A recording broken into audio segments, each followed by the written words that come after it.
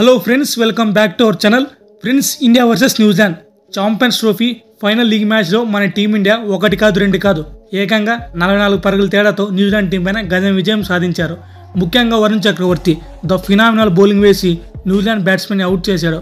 గత లాస్ట్ 2 మ్యాచ్లో వరుణ్ చక్రవర్తికి అవకాశం రాకపోయినప్పటికీ ఈ మ్యాచ్లో 5 పర్ తీసి మ్యాన్ ఆఫ్ ది మ్యాచ్ అవార్డును గెలుచుకున్నాడు.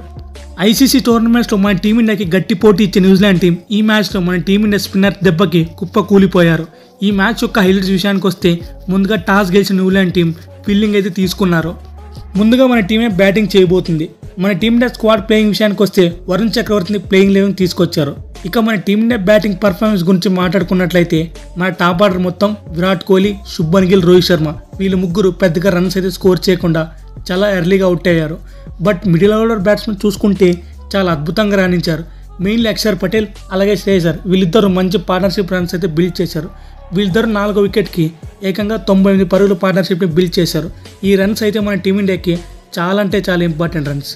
అలాగే హార్దిక్ పాండ్యా చూసుకున్న డెత్ ఓవర్స్లో మన టీమిండియాకి చాలా క్రూషియల్ రన్స్ అయితే అందించాడు.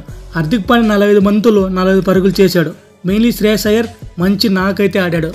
98 బంతుల్లో 79 పరుగులు చేశాడు.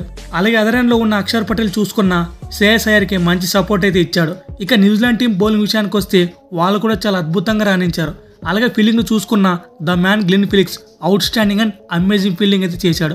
కోహ్లీ క్యాచ్ ఫిలిప్స్ డై చేసి పట్టడంతో ఇది చాలా హైలైట్ అయ్యింది. అలాగే విలియమ్సన్ చూసుకున్న 2 మంచి క్యాచ్లు పట్టాడు.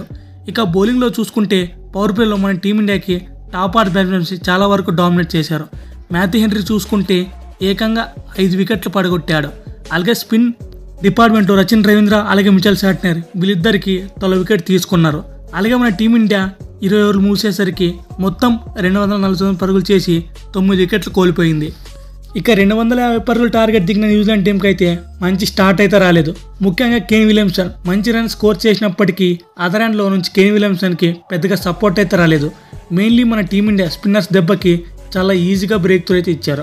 మెయిన్లీ వరుణ్ చక్రవర్తి ఛాంపియన్స్ ట్రోఫీలో డెబ్యూట్ మ్యాచ్లోనే 5 వికెట్ల 5 పర్ పడగొట్టి మన టీంని గెలవడం ముఖ్య పాత్ర పోషించాడు. ఈ మ్యాచ్లో వరుణ్ చక్రవర్తి చాలా మంచిగా బౌలింగ్ వేసి న్యూజిలాండ్ టీం బ్యాట్స్మెన్ని చాలా డామినేట్ చేశాడు. ఒకసారి న్యూజిలాండ్ టీం స్కోర్స్ కార్డ్ చూసుకుంటే విలియమ్సన్ 82 పరుగులు, అలాగే శాంట్నర్ 28 పరుగులు, విలియం 22 పరుగులు, మిచెల్ 17 పరుగులు. అలా న్యూజిలాండ్ టీం 50 ఓవర్లు మూసేసరికి కేవలం 205 పరుగులకి ఆల్అవుట్ అయింది.